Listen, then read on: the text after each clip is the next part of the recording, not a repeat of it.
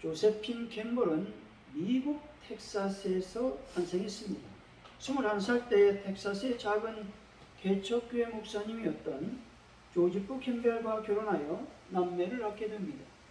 그러나 결혼 6년 만에 남편 목사님이 하나님의 곁으로 돌아가게 됩니다. 그 후에 아들과 딸도 모두 잃게 됩니다. 그러나 조세핀 캠벨은 불행을 연이어 겪었지만 좌절하지 않았습니다. 자신이 겪은 슬픔과 절망을 극복하면서 뜻을 정하고 인생을 다른 사람을 위해 헌신하기로 결심하게 됩니다. 그래서 시카고의 간호원 양성소에 입학하여 간호 교육을 받게 됩니다. 또한 신학 공부도 함께 병행하였고 해외 선교사로 살아가면서 복음을 전하기로 소원하였습니다. 33살의 간호원 양성소를 수료하고 미국 남감리교회 해외 선교사로 임명을 받아 1886년에 중국 청나라에 도착하여 상해와 수주를 중심으로 10년간 간호 선교사로 활동하며 교회 설립에 앞장을 서게 됩니다. 그리고 이분은 미국 남감리교회 해외 여자 선교부에서 조선에 파송하는 감리교 최초의 여자 선교사로 임명을 받아 한국에 도착하게 됩니다. 1897년 10월 인천 제물포항을 거쳐서 오늘의 서울인 한성부에 도착하게 됩니다. 하나님의 선교를 하다가 어느 날 때묻고 더럽고 글도 읽지 못하는 어느 소년을 보고 여성 학교의 필요성을 절감하게 됩니다. 본격적으로 여성 기숙학교를 시작하여 1898년 10월 2일에 지금의 배화여자대학교 배화학당을 창설하게 됩니다. 이때만 해도 사회 인식은 여성들에게 교육의 필요성에 대해서 아주 냉소적이었습니다. 그럼에도 불구하고 이분은 제자 양성을 계속하여 1903년 12월 배화학당을 열게 되는 것입니다.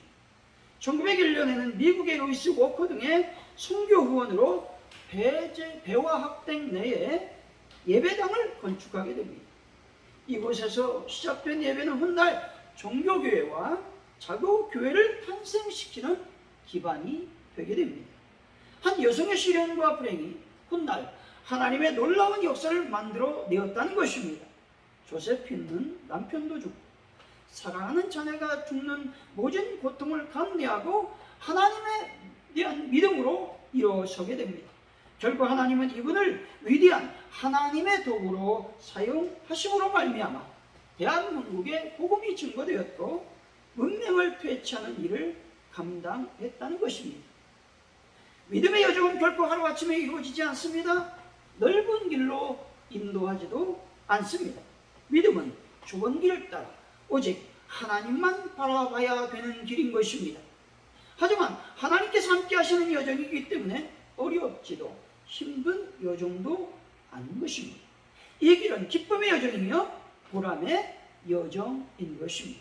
사랑하는 성도 여러분, 믿음의 여정을 걸어서 하나님께서 원하시는 삶을 살아가는 귀한 분들이 되시기를 예수 이름으로 간절히 축원드립니다.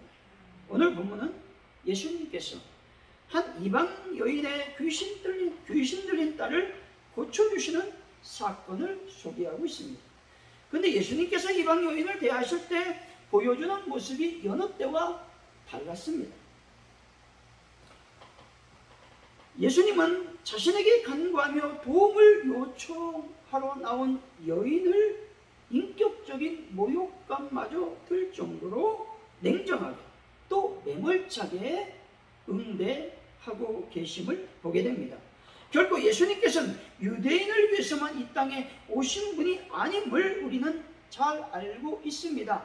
때문에 오늘 본문을 통해 수로보니게 여인을 대하는 예수님의 모습이 참으로 의아하게 느껴지게 됩니다. 그런데 결국 예수님은 이 여인의 믿음을 보시고 이 여인의 딸을 고쳐주셨습니다. 오늘 본문을 통해서 믿음의 여정이란 제목으로 어떻게 하면 믿음의 여정을 잘 걸어갈 수 있을지 하나님의 은혜를 나누겠습니다. 첫째, 주님 발 아래 엎드려야 하는 것입니다. 그래야 믿음의 여정을 잘 걸어갈 수 있습니다. 25절, 26절의 말씀을 한번 읽어봅니다. 시작.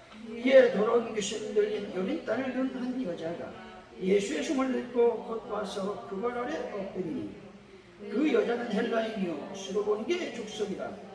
자기 딸에게서 귀신 쫓아내 주시기를 간구하거늘. 아멘.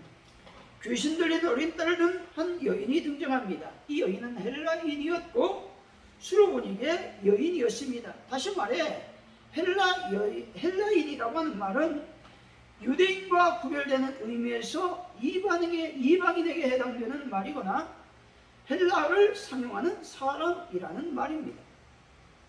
수로보니게는 수로 지방의 보니게라고 하는 말로서 지금의 어느 지역을 말하냐면 시리아 지역을 말하고 있습니다.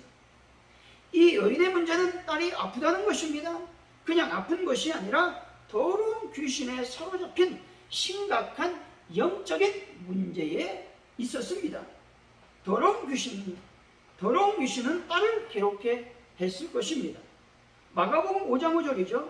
밤낮 무덤 사이에서나 산에서나 늘 소리 지르며 돌로 자기 몸을 해치고 있었다는 것입니다. 더러운 귀신 들린 자의 행동은 어떤 행동을 보였습니까? 무덤 사이에서 지냈다는 것이죠. 그리고 소리를 지르고 돌로 자신의 몸을 해치고 있었다라고 하는 것입니다. 이 귀신이 나와서 어디로 들어갑니까? 2,000마리나 되는 돼지떼로 들어갑니다. 여러분, 돼지라고 하는 그 말은 상징적으로 더러움을 상징하는 말이죠. 근데 그 돼지떼가 어디로 들어가서 몰살됩니까? 바다로 들어가서 몰살되게 되는 것이죠. 여러분, 귀신을 들리면 얼마나 더럽게 행동하는지 모릅니다. 여러분, 혹시 귀신 들린 집에 가보신 적이 있으십니까? 가봤어요, 안 가봤어요? 이거 완전히 쓰레기지. 완전히 쓰레기입니다. 이 사람이 정말 사람이 사는 곳인가 할 정도로 쓰레기가 가득하다는 거예요. 제가 부산에 있을 때 한번 가봤는데 제가 온다 하니까 도망가 버렸어요. 얼마나 영물인지 모릅니다. 근데 그 집을 갔는데 얼마나 더러운지 몰라요. 제가 기가 찼습니다. 어쨌든 수로보니게 여인에 따른 이 정도는 아니었을 것입니다. 하지만 결코 만만하지 않은 영적 문제로 사로잡혀 있었던 것은 사실입니다. 더러운 귀신은 마음의 문제가 견고해져서 더 이상 손을 쓸 수 없는 상태를 말하고 있는 것입니다. 지난주에 말씀드렸듯이 악한 생각들을 말하는 것이죠. 탐욕과 악독과 속임과 음탕과 질투와 비방과 교만과 우매함이 가득한 것을 말하는 것입니다. 그리고 원통함을 풀지 않는 것, 모함하는 것, 사나운 것, 자만한 것, 배신하고 조급한 것들이 묶여서 더 이상 자신의 힘으로 감당이 되지 않을 때 어떻게 합니까? 귀신들이 이것들을 이용한다라고 하는 것입니다. 귀신이 들어가는 거예요. 이것들이 많으면. 그러니까 조금 있을 때, 마음에 조금 있을 때 이것들을 계속 예수 그리스도의 이름으로 치료를 받아야 되는 거예요. 가득 차면 귀신이 들어온다라고 하는 것입니다. 경건의 모양은 있으나 경건의 능력이 부인되는 삶을 산다는 겁니다. 경건의 모양은 예배 드리는 척하는 거예요. 성도인 척하는 것을 말하는 것입니다. 여기서 경건의 능력은 하나님의 주권을 말합니다. 또한 성령을 통해 주시는 권능과 능력을 말하는 것입니다. 그리고 땅끝까지 이르러 그리스도의 증인이 되게 하시는 또 제자들에게 주셨던 그 권능, 능력을 말하는 것입니다. 경건의 능력은 예수님의 영광을 드러내도록 예수님을 알게 한다는 것입니다. 우리와 늘 함께 하시며 역사하시고 기쁨으로 인도함을 받는 삶을 말하는 것이 경건의 능력입니다. 교회 안에서 인간적인 생각은 매우 위험합니다.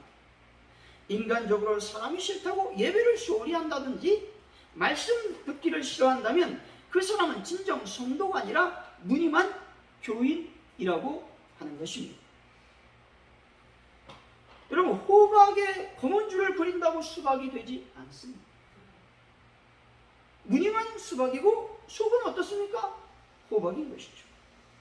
또 뭐 시대가 발전하면 어떻게 될지 모르겠죠. 유전자 변형으로 또 뭐 수박 같은 호박이 나올 수도 있겠지만 어쨌든 중요한 것은 뭐냐?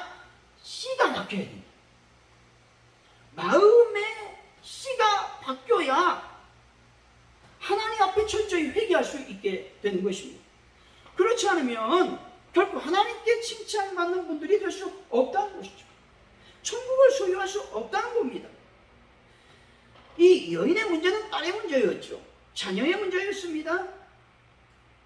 하지만 우리가 살아가다 보면 수많은 문제에 부딪히며 살아가는 것이 현실입니다.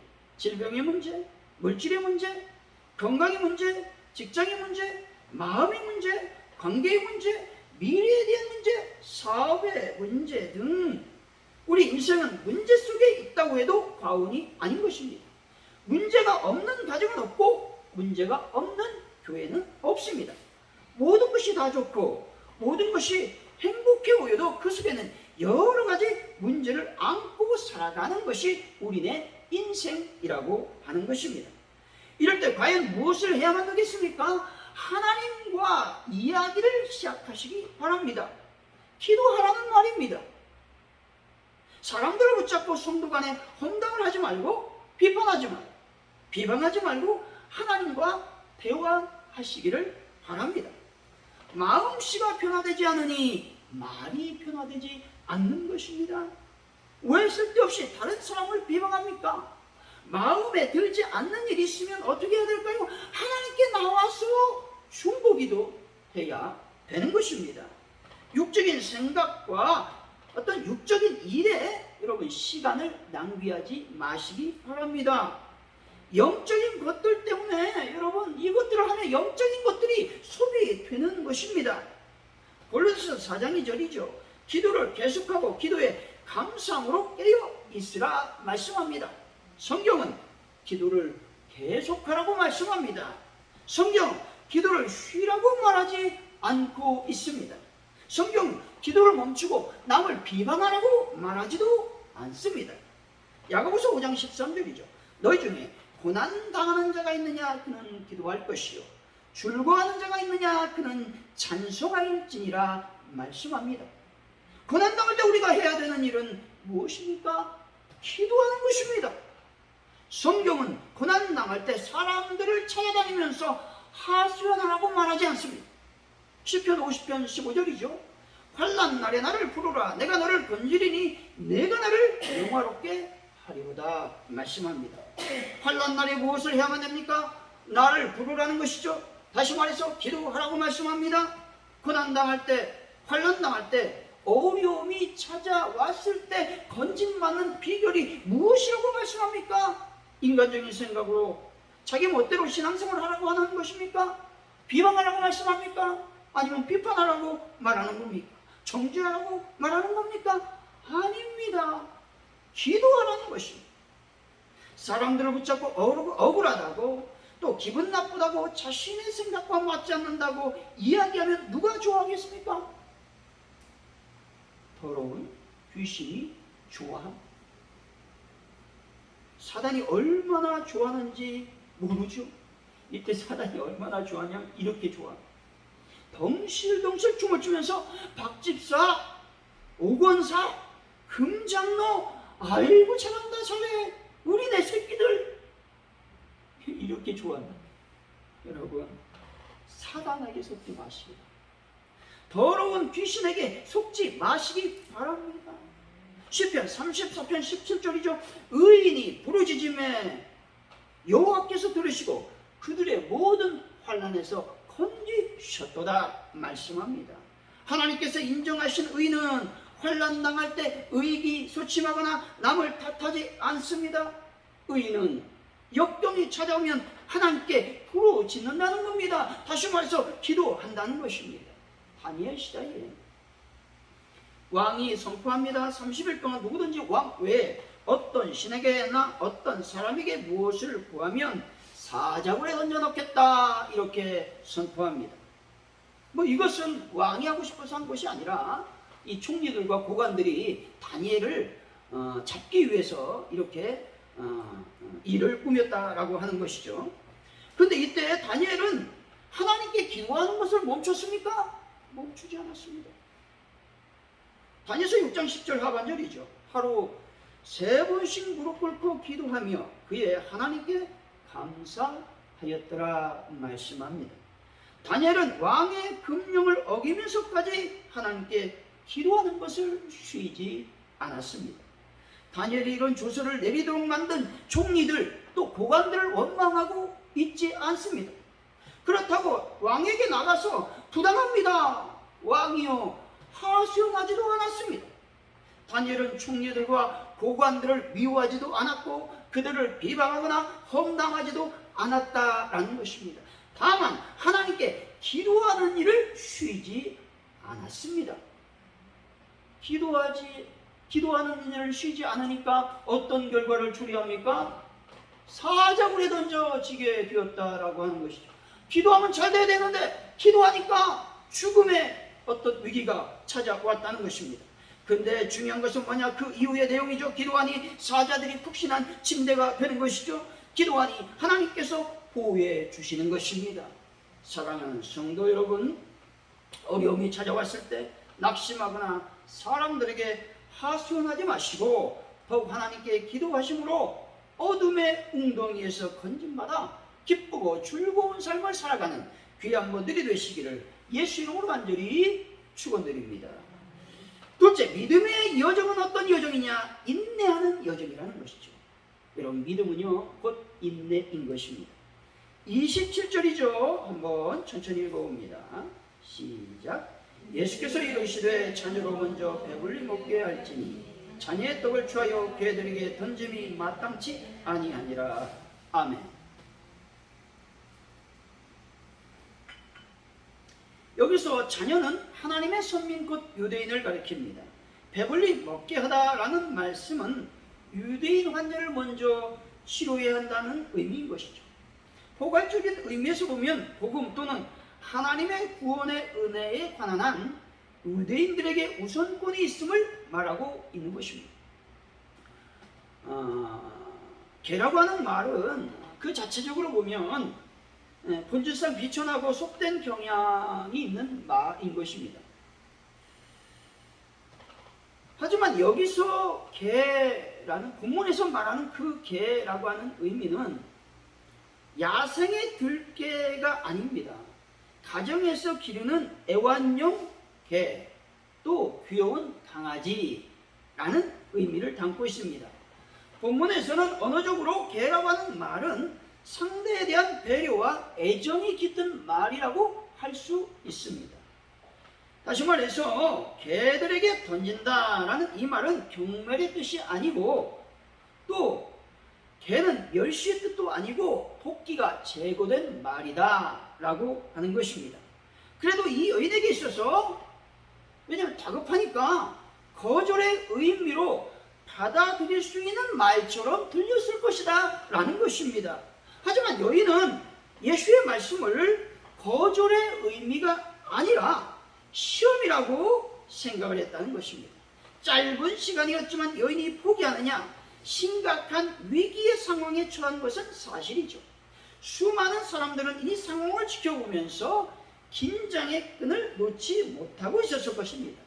하지만 여인은 인내하며 슬기롭게 이 상황을 넘어가고 있는 것입니다. 한 번은 사람들이 벤자민 프랭클린에게 질문했습니다. 당신은 수많은 장애에도 불구하고 어떻게 포기하지 않고 한 가지 일에만 전념할 수 있었습니까? 물어봤습니다. 그러자 프랭클린은 좋은 일을 하면서도 절망에 빠진 사람들이 가슴 속에 새겨야만 할 다음과 같은 말을 했습니다. 여러분들은 일하는 석공을 자세히 관찰해 보신 적이 있으십니까? 석공은 아마 똑같은 자를 100번 정도 두드릴 것입니다. 갈라질 징조가 보이지 않더라도 말입니다. 하지만 101번째 망치로 내리치면 돌은 갑자기 두 조각으로 갈라지고 맙니다. 이처럼 돌을 두 조각으로 낼 수 있었던 것은 한 번의 두드림 때문이 아닙니다.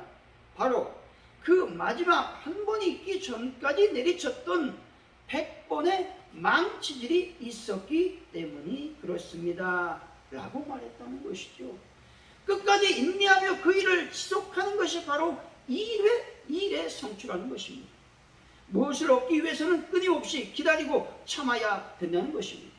다 끝났다 싶을 때 한 번 더 살펴보고 더 이상 길이 없다 싶을 때 한 걸음 더 나가는 인내가 있어야 변화가 일어나는 것입니다. 이와 마찬가지로 이 여인은 마지막 한 단계를 남겨두고 있었습니다. 그것은 모든 인생에서도 신앙에서도 동일하게 적용되는 원리인 것입니다. 여기서 23장 10절이죠. 나의 가는 길을 오직 그가 아시나니 나를 단련하신 후에는 내가 정금과 같이 나오리라 말씀합니다. 하나님께서 나를 단련하는 기간이 있다는 겁니다. 그 단련하는 기간은 암흑 같은 시기이고 아무도 나를 도와주지 않는 것 같은 시기라고 하는 것입니다. 이때에 모든 것을 포기하고 싶을 때라고 하는 것입니다. 하지만 이때 인내해야 됩니다. 왜냐하면 이 모든 과정을 하나님께서 알고 계시기 때문에 그렇습니다. 나를 나보다 더 잘 알고 계시고 나의 부모님보다 더 잘 알고 계시기 때문에 그렇습니다. 모든 상황을 인내한 여인은 마지막 말을 하게 됩니다. 28절이죠. 한번 읽어봅니다. 시작. 여자가 대답하여 이르되 주여 올소이다마는 상아래 개들도 아이들이 먹던 부스러기를 먹나이다. 아멘. 그 여인은 최대한 겸손한 자세로 부스러기를 말합니다. 여러분, 안전한 음식은 상에 올려져 자녀들의 목이 되지만 거기서 떨어져 생기는 부스러기는 상아래 개들의 몫이 되는 것입니다. 부스러기는 정상적인 사람들이 먹을 수 있는 것이 아닙니다. 흙도 묻어 있기 때문에 그렇죠. 이것은 구걸하는 거지나 정말 가난해서 3일 동안 굶은 사람이 아니면 먹을 수 없는 것입니다. 누가복음 16장 21절이죠. 그 부자의 상에서 떨어지는 것으로 배불리리 하며 심지어 개들이 와서 그 헌대를 핥더라 말씀합니다. 거지 나사로는 부자들의 상에서 떨어지는 부스러기라도 먹기 위해 발버둥을 쳤다라고 하는 것이죠. 예배를 드릴 때, 말씀을 읽을 때 이런 심령으로 드려야 되는 것입니다. 아주 작은 것이라 할지라도 하나님께 드릴 수 있다면 감사해야 되는 것입니다. 하나님의 말씀을 통해서 아주 작은 은혜라도 허락해달라고 기도하는 심령으로 말씀을 들어야 되는 것입니다. 사랑하는 성도 여러분, 모든 일에 인내함으로써 작은 은혜라도 허락해달라고 하나님께 나아가는 분들이 되시기를 예수 이름으로 간절히 축원드립니다. 이런 심령으로 예수님께 간구했던 이 여인은 어떻게 되었습니까? 복을 받게 되었다라고 하는 것입니다. 29절에서 30절 말씀을 읽어봅니다. 시작. 예수께서 이르시되 이 말을 하였으니 돌아가라. 귀신이 내 딸에게서 나갔느니라 하시매 여자가 집에 들어가 본즉 아이가 침상에 누웠고 귀신이 나갔더라. 아멘. 여인은 예수님을 만났고 간구했습니다. 그리고 믿음으로 모든 시험을 인내로써 이기고 승리하는 것이죠. 문제의 열쇠는 예수님께 있습니다. 복의 근원은 오직 하나님이심을 믿으시기 바랍니다. 복을 받기 원한다면 남을 비방하거나 정죄하거나 건담하지 말고 오직 하나님께 기도하는 삶을 살아야 되는 것입니다. 복을 받기 원한다면 믿음으로 인내하셔야 되는 것이죠. 욥이 인내하지 않았다면 결코 하나님의 복을 받지 못했을 것입니다. 사랑하는 성도 여러분, 하나님께 기도하고 믿음으로 인내함으로써 하나님의 복을 받아 누리는 귀한 분들이 다 되시기를 예수 이름으로 간절히 축원드립니다.